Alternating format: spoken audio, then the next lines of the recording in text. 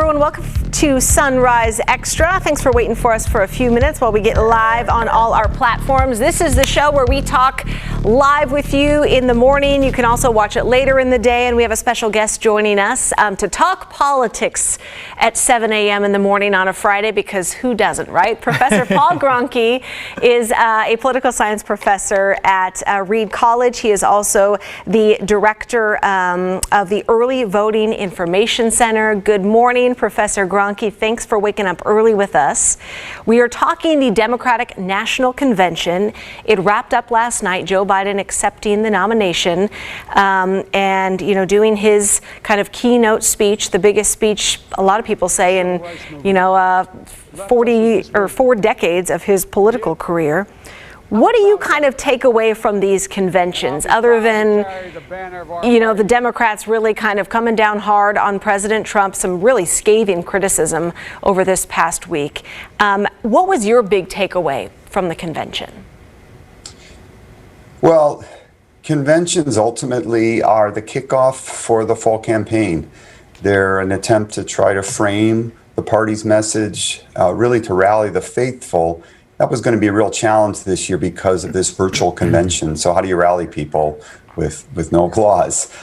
So some of these speeches were a bit jarring. They were wonderful speeches, but you were kind of waiting for the applause lines. Right, it's weird. But I think what the takeaway here, exactly. I think the takeaway here for the Democrats is that they're unified in their desire to remove Donald Trump. And also I think there's a unified message here of a multi-ethnic, multicultural party, and that's what they view as their vision of the future. So that unification was definitely like a big talking point over the speeches that we've heard over the last few days, especially from presidential nominee Joe Biden. But how can they reach voters on the Republican side who maybe are disenfranchised by President Donald Trump, or maybe thinking one way or the other? The polarization is definitely an issue that we're seeing in this election. Can they reach those voters? It's going to be difficult. They have to balance trying to reach over across the aisle, appeal to independents, and of course motivate their own base. Look, the Democrats have a part of their party which is extremely interested in police reform. We're seeing that every day on the streets of Portland. Some of those activists are not at all happy with any appeals to the Republican Party, at least parts of the Republican Party that are not going to be in favor of that, as well as on war and peace issues. So they did bring in some prominent Republicans, ex-Secretary of State Colin Powell, John Kasich. But I heard from some of my Democratic friends that what were those Republicans doing there? Why didn't we see more of Alexandria Ocasio-Cortez? Why didn't we see more of the young voices, people of color in the party, more prominent? So they're trying to walk this careful line. I think that, look, they want to present a unified front here. I think after November, some of that unity may fall apart a bit if they win the White House and Congress. But for right now, I think it's a strong Democratic appeal to independents, some Republicans perhaps, but I think the independent voters are who they're really looking to. Other than bash on the president, did you see a lot of platform and policy talk here, or are they really kind of putting all their eggs in that basket? Well, I do think they're going to try to present a contrast to the president on really a robust and active federal government. It's sort of a bashing the president, I suppose. They would view his handling of COVID-19 and the administrations as one that they've really ceded all the authority to states. And different states have different powers and different abilities. Look, we've done quite well here in Oregon, but there are other states that are really struggling. They don't have resources. We're facing a huge budget gap ourselves, and it's not clear whether the federal government is going to step up. So I think their real unified message here is, look, government is not the enemy.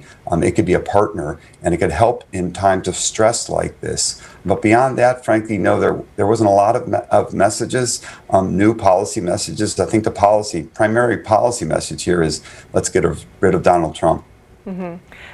Professor Paul Gronke, a political science professor at Reed College here in Portland, if you guys are just tuning in. And let us know if you have any questions for the professor this morning, because I know we're watching, almost 200 people here on Facebook. We've got you guys up on YouTube and Twitter. So type in a question I can ask the professor if you guys want a question answered. Let's take it back to the 101 freshman level, Paul, for a second. What are, other than, we knew it was a foregone conclusion it was going to be Joe Biden as the nominee. You've got, a pandemic going on, so you're doing this all virtually. It's very weird. There's no, normally when these politicians are reading off a teleprompter, they're able to kind of look left, look right, look for people in the crowd. That was not, able to happen last night or this week. What is the point of these conventions then? If we know who's going to be the nominee, what are they trying to get across in these days when they're, televising this all week? What's the point? What kind of question is that? It's the show. Yes. It's the big show. Yeah. So the Politics 101 version is that these conventions were places that they would actually decide upon the nominee, prior to the 1960s, where there really the decision was not made. After we've moved to the public voice via the primaries, the conventions were a place to really bring together the party faithful, rally the troops, bring elected officials from around the country together along with party members, and really set the tone for the fall campaign. It's getting more difficult to figure out exactly what the conventions are for. I mean, there are things that have to happen. They don't necessarily have to happen at the convention. There's a platform, there's party decisions that still occur. The party as an organization does a lot. There's no reason that they need to potentially do that in this kind of big show. I think it's been influenced by television and the media and now the internet. I have to say, we should bring on one of your producers and ask them how they felt about the production value, because I thought the production value was amazing. I thought, well, it was a long infomercial, but not that boring. It flowed pretty well. Mm-hmm. They had music. So, for a virtual convention, I thought it went pretty well. It's hard to do. There was, some moments of awkward times, but they got it rolling again. We've all been there on TV. Right, exactly. We love Julia Louis-Dreyfus, but some of those jokes fell flat. We are looking ahead to the Republican National Convention in the coming week here. What do you expect to see from that? What will be some of the things that maybe could have been impacted just from what happened this week? Well, I think one thing is that the Republicans, I expect, will learn some lessons from the Democrats in terms of really production value. I don't mean to focus so much on that, but look, it's difficult to hold people's attentions these days, sometimes for 10 or 15 minutes, let alone 2 hours. Right, we know that very well in this business, yes. Exactly, that's right. Look, So, I think that there will be some contrasts, some stark contrasts in the kind of individuals. I think that I'm not advising the Republican Party. No one listens to me. I think that what the Democrats did quite well was profiling a number of ordinary Americans, telling their stories, the way that they've been impacted over the last few years. There were some very powerful commentaries from individuals who had lost family members to the pandemic. Others, there was a very powerful commentary from the young girl whose father was in the military and whose mother was deported. So I think I think the Democrats did sent a very powerful message that they're the party, really to humanize the party. I do think the Republicans need to respond. I don't think doubling down on the kind of anger is the way to go, but they may simply decide that that's their strategy. The other question, I think, is, are we going to see some live events? Donald Trump really feeds off that energy of a crowd. It's been very important to him throughout his political career and through his career on television. And will he do that? Or will he, have that same kind of virtual convention the Democrats have? That will be, I think that will be the challenge. But look, they're going to double down on Trump as a strong leader.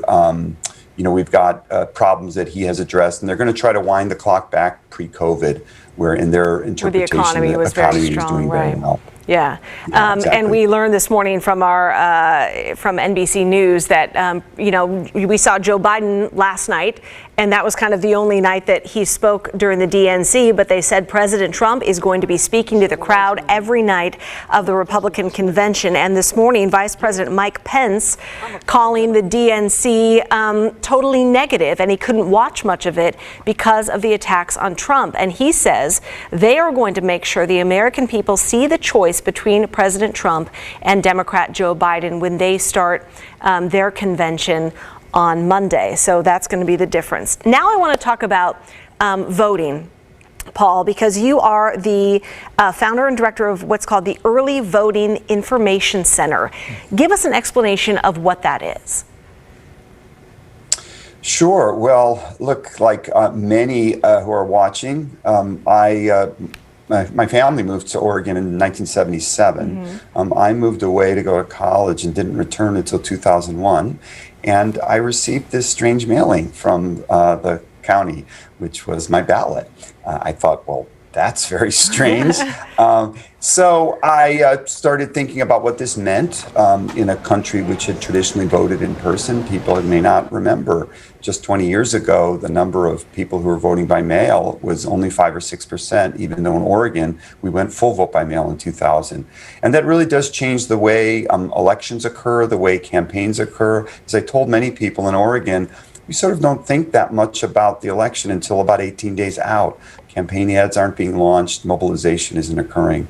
And so that kind of slowly grew into a study of how early and absentee voting was emerging nationwide. It's really grown enormously over the last 20 years to a point now where in the 2016 election, almost 40% of the ballots were cast either by mail or early. And the expectations in 2020 are that half the ballots nationwide, more than 80 million, will come in by mail. Now, we're used to it here in Oregon and Washington. We've done it for a number of years, but I think a lot of our viewers who are tuning in on this live stream are kind of from all over. Now, we've heard a lot about this issue, especially from President Trump with his concerns about voter fraud when it comes to mail-in voting. He says absentee ballots, mail-in voting could be possibly tampered with. Is that a realistic concern based off of the research that you've done on this issue? No, it's not. It's really unfortunate that the president, the messaging coming out of the White House is to sow discord and concern about voting by mail. Frankly, it's an odd position for a Republican president to take, given what we know about absentee voting, voting by mail, is that it's been, it's trended Republican really nationwide. Not so much in Oregon where everyone votes by mail. Why is that? But if you look at who cast... Because it's a bit more complicated and difficult than going in person. You have to think about it earlier. It's something that older voters tend to use, higher income voters who have jobs that take them away from their where they would vote and those on their people day. tend So it's just to be sort Republican? of general trends. They do. They tend to be Republican on average. And there's other historical roots to this that go way, way back to the 80s and 70s and the first emergence of direct mail mobilizing. And it was a Republican strategy. Democrats have always focused on a face-to-face, in-person mobilization strategy. So it isn't that one, Democrats like voting in person and Republicans like voting by mail. It's just sort of these historical roots that have occurred over time. So it's unusual for Trump to be doing this. And I think that's why you see some Republican pushback saying, wait a second, this has been good for us. Right. Why are you raising these concerns? Mm-hmm. I mean, the goal is to have as many people as can legally vote. Vote. That is your American right. We were talking the other day, and we've been seeing, the stories nationally and right here in Portland of the mailboxes being taken away, mail sorting machines being dismantled. Do you think kind of when we pull out of this pandemic, there's going to be so much about technology that changes, we've had the virtual conventions and, touch screens and everything like that will change. Do you think once we get past this election, because it's not going to happen before then, are we headed that way where it is just going to be a nationwide mail-in voting or online voting if they're able to secure it? It just feels like that is the logical way to move forward instead of standing in a line outside of a building, for hours. Well, I will tell you that online voting is really not on the agenda. The security concerns are just too great. Okay. Vote by mail. Yeah, that's the interesting question. And really, that's where the Early Voting Information Center and other organizations are getting engaged. A lot of things will be changing for November. The question is, will they continue and be in place after November? And if we do put that in place, do we do it the right way? Oregon was the leader here, but our other partner states, Washington, Colorado, now Hawaii and Utah, have developed a lot of processes and procedures that the rest of the nation can learn from. Frankly, the biggest concern nationwide in November is going to be that we move to vote by mail so quickly in some states that some voters are disenfranchised because they can't navigate that system. Oddly enough, the action right now on the legal side is to make sure that in-person voting remains in place and is available for those that want it. Because you can't imagine a situation where a policymaker says, hey, everyone wants to vote by mail, let's get rid of all the precinct places. But that's done so quickly without the sort of adaptation that occurred in Oregon that some people don't realize that these things are happening that fast. So, but yes, I think post-2020, there's going to be some major changes. And look, a lot of Americans are going to find out, like most Oregonians, that voting by mail is really quite convenient and they like it. And they'll want to continue to vote that way. I honestly, growing up in Oregon, I didn't even really understand what polling places were. When I moved out of state, I'm like, why are we doing it this way? Yeah. I'm curious from your perspective, looking at you don't need to remind us how young you are. I don't need to hear that. Okay, that's not really what the point was, but I just been saying, like, for me, the norm was the voting by mail in general. So I was confused when I first saw that as a thing. You get used to it. Yeah, it's easy to get used to. Yeah, we call that habituation, and that is the case, that people get habituated. That's when we were talking about why absentee balloting has traditionally trended Republican. It really has been habituation, that a party mobilizes people in a particular way, and then they get used to voting that way. The other thing I've told media folks, journalists nationwide, is look, in Oregon, well, not so much in Oregon, but in Washington, if you talk to some of your partners in Washington, they're used to the election not being known on election night. They're kind of used to it, that they don't have the final results. So that's another concern in November, that many of these states were getting a lot of vote by mail ballots. They're not going to have counted those ballots by election night because they don't have the same processes that we have in Oregon. In some states, they can't even begin to open those envelopes until election day. And so nationally, we are unlikely to have a result at 8 p.m. on election night. And that's a big concern, that suddenly tweets will start coming out of the White House accusing election officials of malfeasance. And what's happening is they got a big pile of paper and they got to process that paper. But you're exactly right. People get used to it. They get habituated to a certain kind of style of voting and elections. So you're thinking that on election day night, we're not going to know unless it's a complete, I don't know. Are you saying we may not know till the next day or so, or days later? We may not. And the reason is, if it's a close election and the states that we're waiting on are Pennsylvania, Michigan, Wisconsin. And the reason is that in those states, so the expectation is they will be receiving about half their ballots by mail. But right now, the law in those states is that they cannot even begin to process, not count, but process, meaning verify the signature, open the envelope, flatten the paper. It gets really boring really fast, but there are actually many, many steps that piece of paper has to go through before it actually gets fed into the machine. And when you're looking at millions of pieces of paper, that takes some time. So folks are trying to work now to change the laws so that they can begin to process those ballots before Election Day. But if they can't, yes, if we're waiting on those states and there's 1 million votes still in Michigan, we may not have a final result. Wow. And that will be odd. Now, in Oregon, it's okay. We're used to it out here. It's the West Coast. We're going to be the weird outliers that are all ready for this. us, and everyone else is going to be freaking out. They get stressed. They get stressed in D.C. We're going to go have a brew or a coffee, and we'll be fine. If people are watching from out of the Oregon, Washington area, and we do have some like random people, we had some from Ireland and former Oregonians who now live abroad who watch this show. What is your advice to them? If they do have an absentee ballot or they are voting in a different state, is it like get it done as early as you can? Is it ask for an absentee ballot if you are in a state that does have a polling place? What's your advice? Well, it's that, and listen to any student who, we're at Reed College. We have made the decision to offer in-person teaching.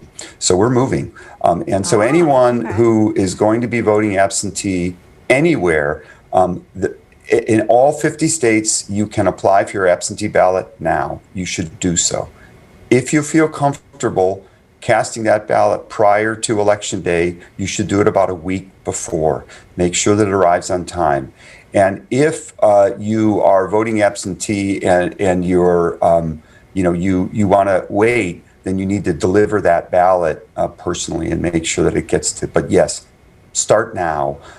For any student who's in Oregon or anyone who's in Oregon or an Oregonian who's get that application in now, get the process moving. Good. Okay. You just dropped a second story idea on me with like 30 seconds left to go, Paul, of you guys are doing in-person classes.